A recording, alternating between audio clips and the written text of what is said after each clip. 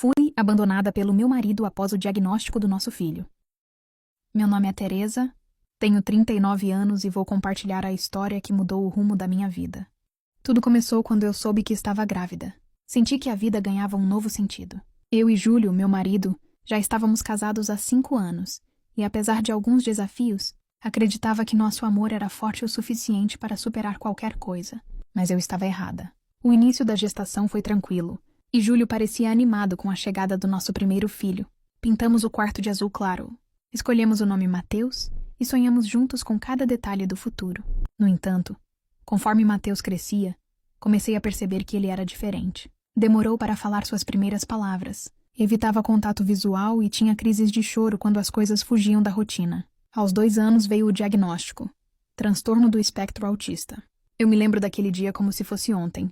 Saímos do consultório do neurologista em silêncio. No carro, minha mente fervilhava de pensamentos, mas Júlio quebrou o silêncio primeiro. Isso é definitivo?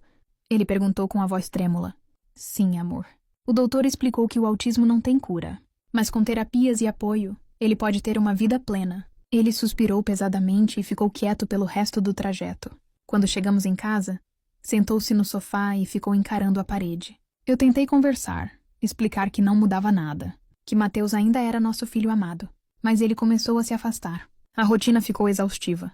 Mateus precisava de atenção constante, e eu me dediquei inteiramente a ajudá-lo.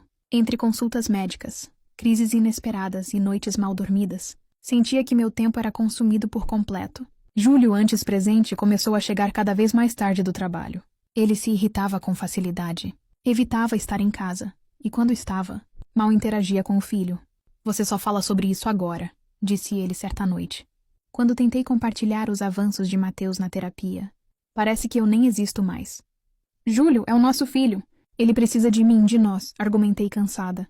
Ele desviou o olhar e murmurou. Mas e eu? Eu preciso de você também.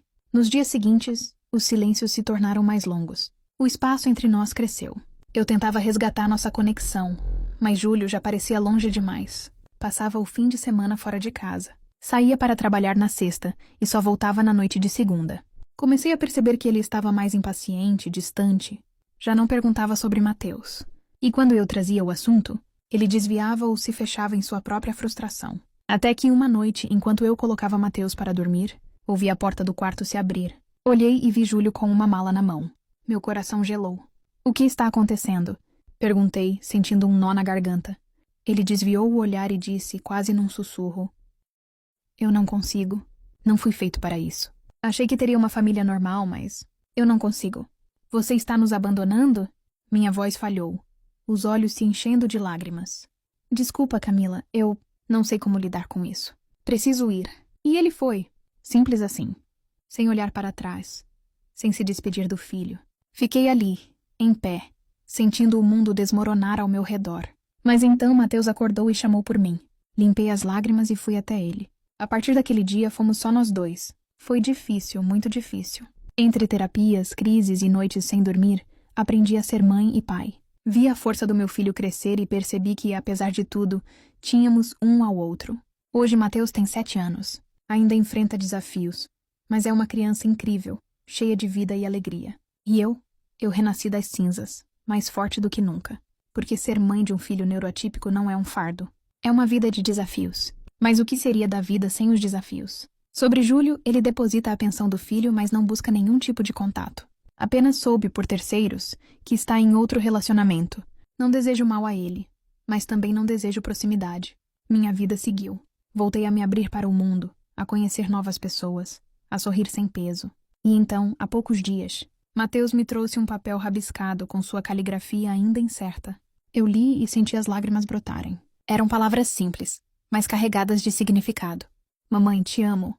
Naquele momento soube que todo o esforço, toda a luta, tudo valeu a pena. Obrigado por ter acompanhado a minha história.